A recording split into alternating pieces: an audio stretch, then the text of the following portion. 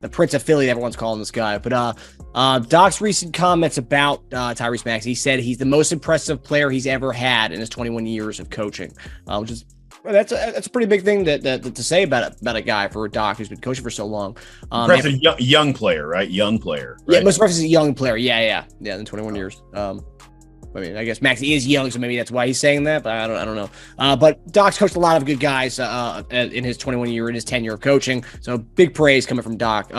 So my question is, we kind of alluded to it a little bit. We were talking about the worst case scenarios and best case scenarios for next year or this coming season.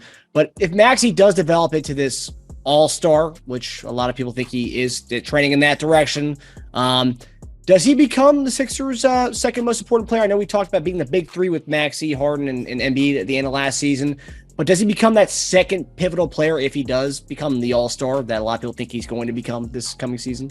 This coming season? Coming season, yeah. No, I don't think that happens this coming season. I just don't see it happen.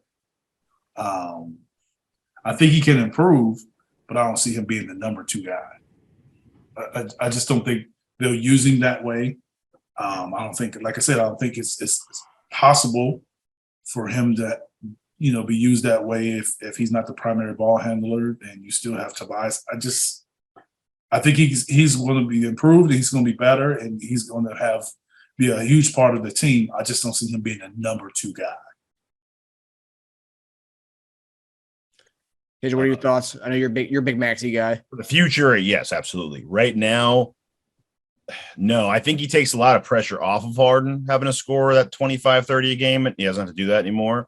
As long as he can contribute and score 20-ish. So like what did he average like last year? 17 points, almost 18 or something. Mm. So yeah, I mean 18 to 21. Then Harden can just continue to run the offense and concentrate on getting guys open looks.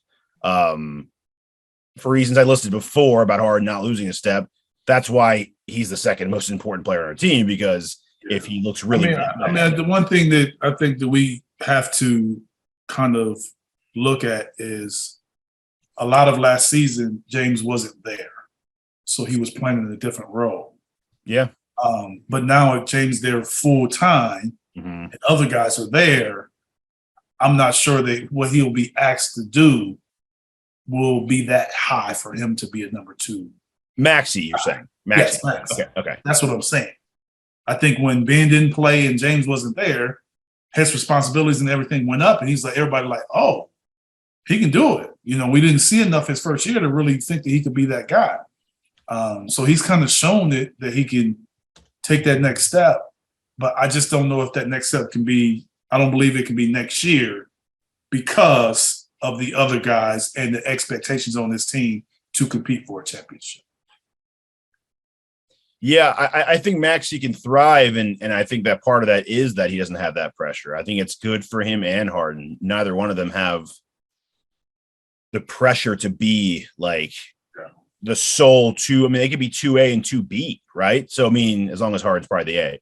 But I just think it helps both of them so much not have to worry about like having that pressure on them to be the Robin to Embiid's Batman.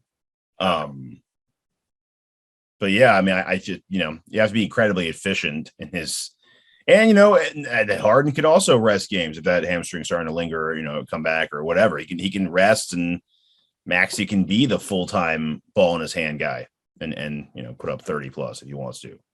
And we had the depth to jump up, I'd be comfortable starting Melton at 2 or starting, Tucker and God, you name it, Melton, or start Tucker and Thybulle.